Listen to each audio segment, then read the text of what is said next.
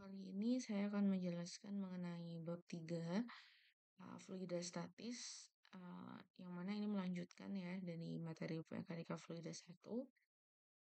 Untuk pokok bahasan dari pertemuan kita kali ini yang pertama adalah pembahasan mengenai turunan persamaan dasar fluida statis, kemudian aplikasi persamaan pada variasi tekanan fluida statis yang diaplikasikan pada fluida inkompresibel dan juga gas, kemudian pemahaman mengenai tekanan absolut dan gauge, penggunaan manometer dan barometer, kemudian analisa besar dan lokasi gaya pada benda terendam, terutama pada permukaan bidang datar dan juga permukaan tidak rata, kemudian turunan dan penggunaan prinsip Archimedes pada buoyancy, dan juga analisa rigid body pada gerak fluida.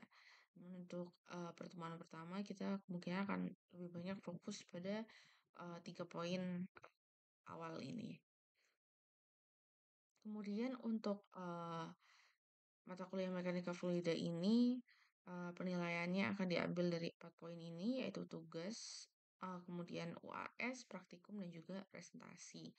Dimana untuk presentasi sendiri ini silahkan membentuk sebanyak 6 kelompok per kelas. Jadi mungkin satu kelompok sekitar 6 sampai 7 orang ya untuk pengambilan nilai presentasi. Dan saya harap di pertemuan selanjutnya sudah ada kelompok-kelompok yang disetor kepada saya ya nama-namanya, karena nanti akan saya tentukan untuk setiap kelompok materi apa yang perlu dipresentasikan. Baiklah, kita mulai masuk ke materi bab fluida statis ya atau statika fluida. Jadi fluida statis itu apa? Nah, mendengar dari namanya saja sudah jelas ya bahwa uh, fluida ini itu statis atau diam ya, jadi dia tidak bergerak. Maka dia itu tidak ada tegangan geser. Yang ada hanya tegangan normal yang tegak lurus bidang gitu ya. Jadi tegangan normal ini berarti tegangan yang dia itu searah dengan gravitasi gitu ya. Itu adalah tegangan normal gitu. Kemudian untuk persamaan dasarnya, jadi kita akan mencari tahu gitu ya, rumus apa sih yang kita perlukan untuk memahami tekanan pada fluida seperti itu. Nah, dalam hal ini untuk memahami persamaan dasarnya kita akan menggunakan konsep diferensial begitu ya. Jadi konsep diferensial di sini diumpamakan dalam bentuk kubus gitu ya. Jadi diibaratkan fluida kita itu partikel terkecilnya itu di sini berbentuk kubus seperti itu. Makanya di sini menggunakan konsep diferensial. Nah, di sini kita punya sisi-sisinya adalah dx, kemudian ada dz dan juga dy seperti itu. Nah, untuk mengetahui gaya yang bekerja pada kubus ini, maka kita harus melihat dulu ya untuk volumenya. Jadi volumenya di sini dituliskan dalam bentuk dV gitu. Jadi ada D-nya ya karena di sini adalah bentuk diferensial dan dV sendiri ini adalah perkalian dari dx, dy dan juga dz gitu ya. Jadi perkalian antara sisi-sisinya. Kemudian di pusat massa kubus sendiri di situ terdapat tekanan yang mana di sini tekanannya adalah P gitu. Nah, untuk mengetahui persamaan dasarnya, ada gaya yang bekerja pada kubus tersebut. Dan gayanya sendiri itu adalah total dari body force dijumlahkan dengan surface force gitu ya. Jadi body force sendiri itu apa? Body force sendiri itu rumusnya adalah dFB sama dengan G dikalikan dengan dm, di mana G-nya ini adalah gaya gravitasi, kemudian dm-nya ini adalah massa gitu ya. Jadi gravitasi dikalikan dengan massa.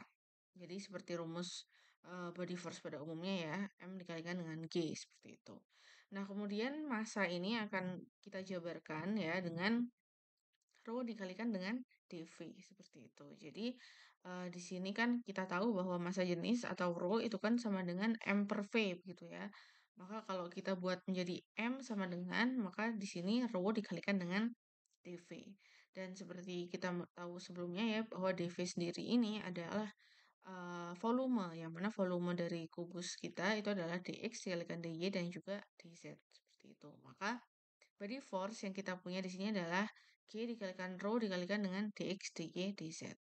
Nah, masih belum selesai ya perhitungan kita karena di sini kita masih fokus hanya di body force seperti itu. Maka bagaimana cara mencari surface force? Seperti yang kita tahu ya bahwa surface sendiri itu adalah sisi gitu ya. Jadi kita harus menganalisa gaya-gaya yang bekerja pada sisi-sisi kubus itu.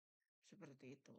Nah, kalau kita lihat kubus itu kan sisinya ada 6 ya, berarti kita akan mencari gaya-gaya yang bekerja pada setiap sisinya gitu ya. Nah, untuk sebelum kita memasukkan rumus-rumusnya, perlu kita ketahui ya bahwa di sini kita merumpamakan titik O itu kan ada di tengah ya, ada tekanan berada di dalam tengah kubus, maka di sini karena kita harus mengetahui jaraknya gitu ya, jarak antara sisi dengan tekanan yang ada di tengah itu, maka di sini bisa disimpulkan ya bahwa dari misalnya contohnya jarak dari sisi kiri gitu ya, karena kan di situ eee, ada sisi kiri dan juga sisi kanan, maka jaraknya adalah, dari sisinya ke titik O itu adalah dx, per 2 seperti itu ya. Dan kemudian untuk dari kanan ke kiri maka di situ adalah, dx per 2 juga, seperti itu. Nah, dari sini kita bisa langsung saja masuk, untuk menganalisa surface force-nya, seperti itu ya. Nah, kita akan menganalisa dari sisi-sisi misalnya, yang searah dengan, sumbu Y gitu ya. Jadi kalau misalnya kita lihat sumbu Y kan ada di sebelah sini ya, dan sumbu Y sendiri itu berarti kalau misalnya arah gayanya searah sumbu Y, maka dia akan mengenai sisi kiri dan juga sisi kanan dari kubus itu, seperti itu. Nah, berarti kalau misalnya kita lihat, di sini ya seperti yang kita tahu berarti untuk tekanannya di sini adalah P kiri itu sama dengan P ya, yang pertama P ditambahkan dengan do P per do X ditambahkan X kiri dikurangi dengan X gitu ya. X kiri dikurangi dengan X, seperti itu. Jadi di sini kita ingin mengetahui, P yang, berasal dari kiri sini ya. Jadi kenapa kalau di sini ada P plus gitu ya. Jadi P-nya kan yang bagian di tengah sini. Kemudian plusnya di sini do P per do X itu adalah persamaan dari Taylor Taylor Lautner ya. Jadi Taylor Lautner itu adalah persamaan mungkin, akan kalian dalami gitu ya di matematika 1 atau matematika 2 gitu ya. Jadi karena, di sini ada, pengaplikasian deret seperti itu, maka di sini kita menggunakan ini Taylor. Dan kalau kita lihat di sini kan di sini ada do P per do X gitu ya. Do P per do X ini, kalau misalnya diartikan dalam konsepnya berarti terdapat perubahan sepanjang sumbu X, seperti itu. Nah, kalau misalnya kita lihat, X ya dikurangi dengan X kiri, itu hasilnya adalah dx per 2. Maka di sini dituliskan dx per 2. Nah, kenapa kok di sini minus gitu ya? Karena dia dari kiri, seperti itu. Di sini dituliskan minus, maka untuk tekanannya saja di sini hasilnya adalah P dikurangi 2P per 2X dikalikan dengan dx per 2 gitu ya. Nah, untuk gayanya ya yang ada di surface sebelah kiri, maka kita menggunakan, konsep ini ya, bahwa seperti yang kita tahu ya, tekanan itu rumusnya kan adalah F per A gitu ya, jadi gaya persatuan luas. Maka kalau di sini dibuat F sama dengan, maka di sini P dikalikan dengan dA gitu ya.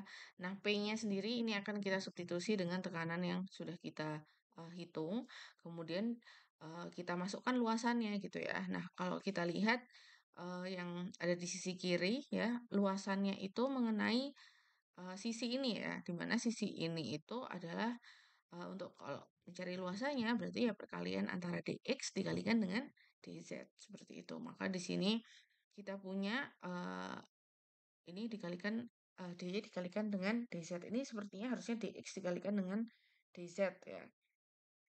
Kemudian, di sini ada plus i, ya plus i ini dia sebenarnya menunjukkan vektornya saja gitu ya, tapi yang paling penting adalah perumusan ini. Nah, kemudian ini hanya di sisi kiri, maka kebalikannya adalah di sisi kanan gitu ya. Nah, kalau di sisi kanan sebenarnya sama saja ya yang dimasukkan untuk tekanannya, yang membedakan di sini adalah, eee, yang membedakan di sini adalah tandanya. Kalau yang tadi kan dia negatif, maka untuk yang kanan di sini karena dia mengarah ke titik pusatnya ya dari kanan, dia di sini nilainya adalah positif seperti itu. Maka di sini kita punya df kanannya itu adalah p ditambah dp per 2x dikalikan dx per 2 dikalikan dengan dy dikalikan dengan dz seperti itu. Nah, sebenarnya materi ini itu bisa kalian temukan juga ya di bukunya uh, Fox McDonald gitu ya. Jadi ini adalah dua buku yang akan salah satu buku yang akan banyak saya pakai ya untuk mata kuliah ini. Misalnya saya mencari contoh soal, mencari tugas itu saya ambil banyak dari ini. Nah, ini juga sama ya sebenarnya. Jadi dia juga uh, ibaratnya langkah-langkahnya itu sama seperti yang ada di eh, PPT atau materinya gitu ya. Nah, kalau misalnya dari yang arah kanan ini sudah ya, dia sama.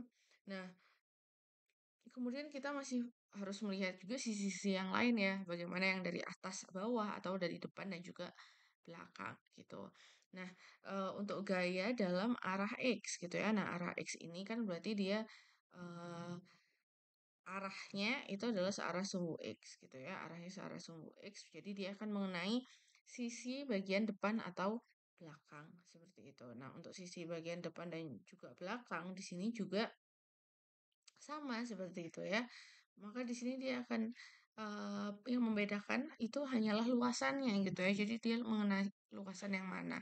Kalau dari depan dan juga belakang kan berarti dia mengenai luasan sisi DY dikalikan dengan DZ seperti itu. Maka di sini kalau kita lihat yang searah X dia di sini dikalikan dengan DY DZ seperti itu ya.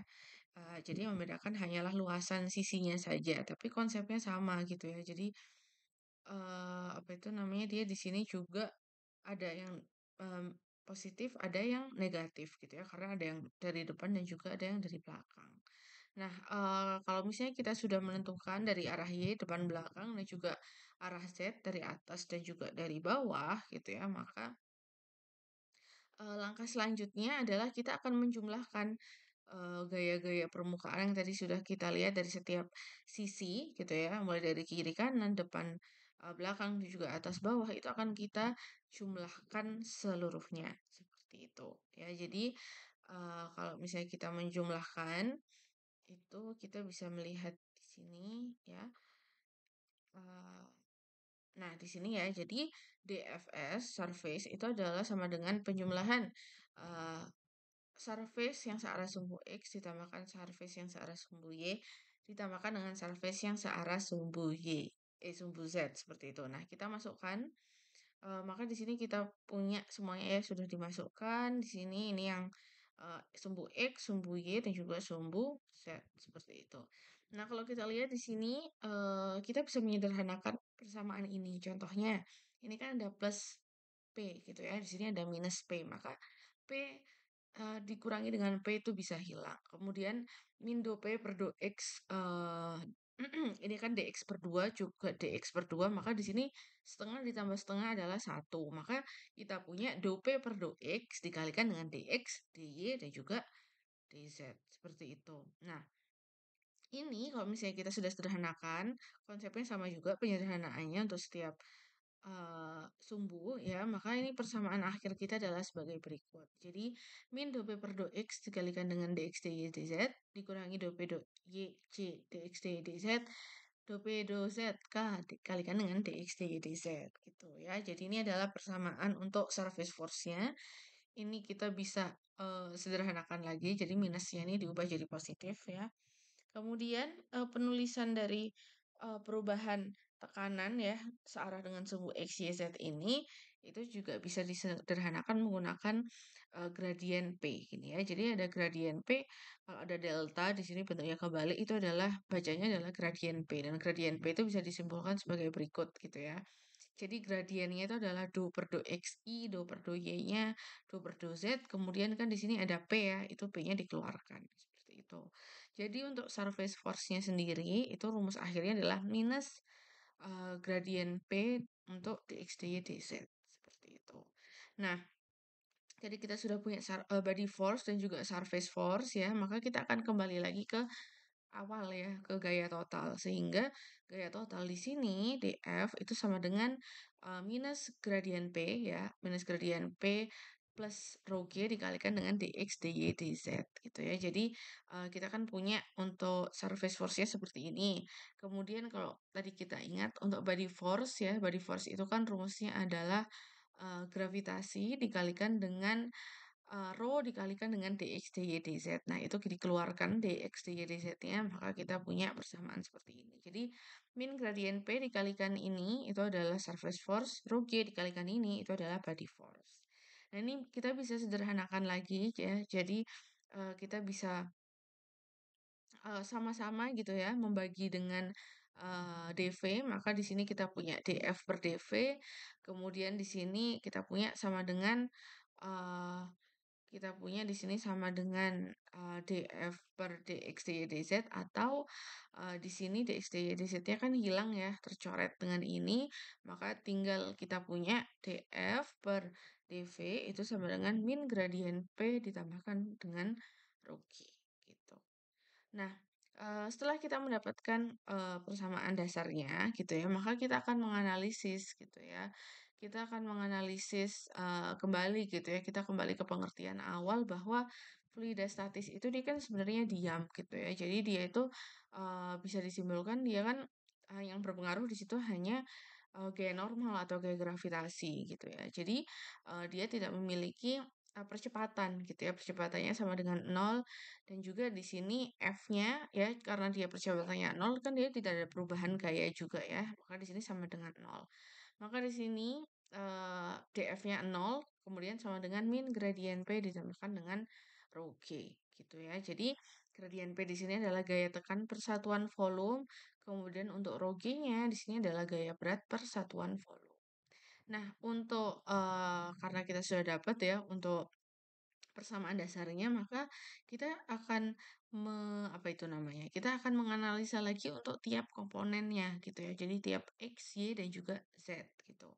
Nah, kalau kita lihat di sini ya, kan kita punya min do P per do X gitu ya. Untuk yang arah X ditambahkan dengan rho GX berarti kan. Nah, ini itu adalah sama dengan nol gitu ya. Karena seperti yang kita tahu bahwa untuk fluida statis dia itu tidak ada gaya tegangan geser gitu ya. Jadi untuk ke kiri dan ke kanan itu tidak ada pengaruhnya. Maka di sini eee, Gx-nya itu adalah sama dengan nol gitu ya.